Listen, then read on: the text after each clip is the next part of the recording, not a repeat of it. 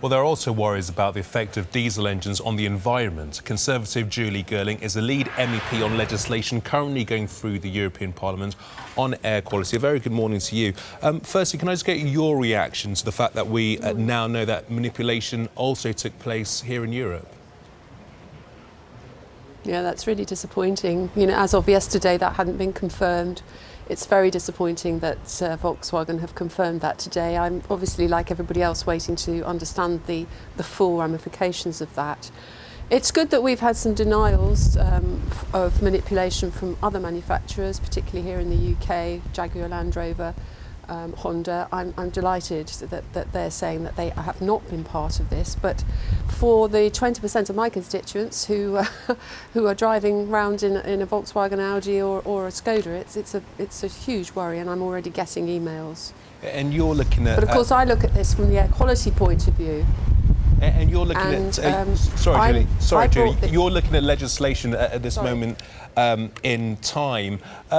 Tell us about the legislation that you think needs to be brought in. I mean, for example, the way that tests take place in America are very different to the way that tests take place in Europe. So is there a call now for a more unified approach? Well, indeed.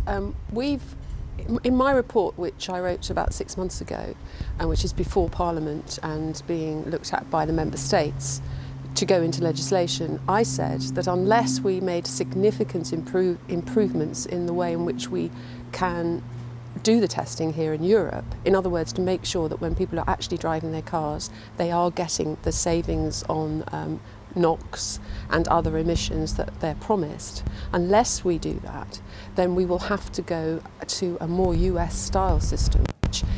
It does approval testing, but then it has takes cars off the road and tests them on a random basis, and that's what keeps the manufacturers honest, frankly, because if they only have to go through one type approval, as they do at the moment in Europe, once they've got that certificate, then that's it. And clearly, we know, we already have and have had for a long time the statistics that tell us that the real driving conditions do not conform with those test conditions.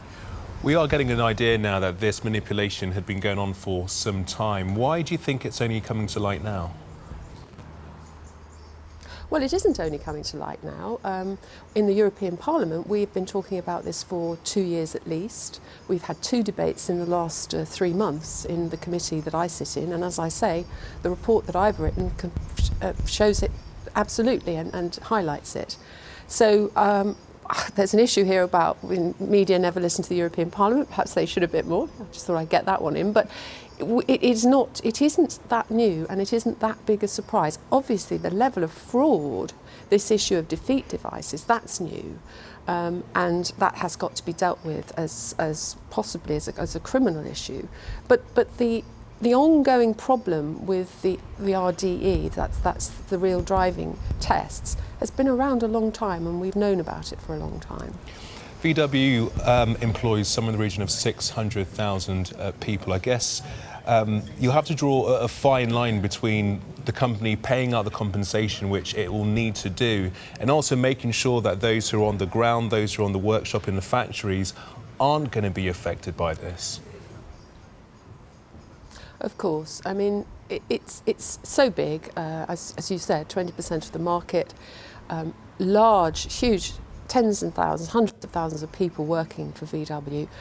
It's almost the sort of bank thing, isn't it? Too big to fail. I think we have to make sure that we don't demonise to the point where people's cars become worthless and the company collapses. I think my personal view is, of course, they can recover this, but it's an incredible body blow to their brand, and I wouldn't blame anybody for thinking twice when they're making those choices when they buy cars. So let's make sure that we can recover the situation from this, and I know that the government's working very hard to make sure that we get in place as soon as we can, as soon as we know what the real damage could be for motorists, so we get in place systems whereby they can be compensated. OK, Julie Girling, MEP, interested in talking to you this morning.